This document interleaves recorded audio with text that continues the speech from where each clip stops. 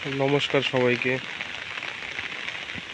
অবশেষে কিন্তু সেই রেমাল ঘূর্ণিঝড়ের দেখা মিলল গ্রাম বাংলা সেই ফুটেজ তুলে ধরবেন রাও টিভি ক্যামেরায়।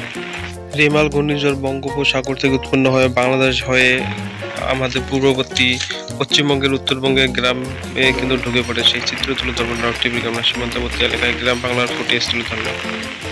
আর আপনারা যে যেখান থেকে দেখছেন আপনারা কমেন্ট করবেন, জানাবেন।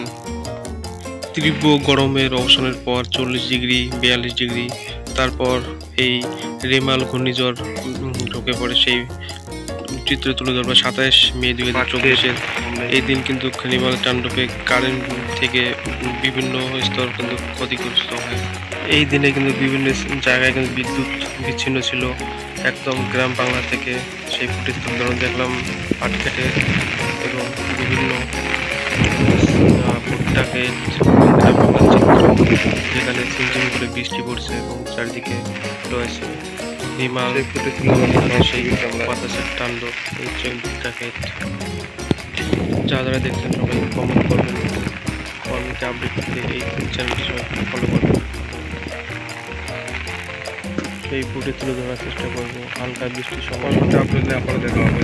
ঝড়ো হাওয়া। সবাই ভালো থাকবেন, পরিবারের খেয়াল রাখবেন।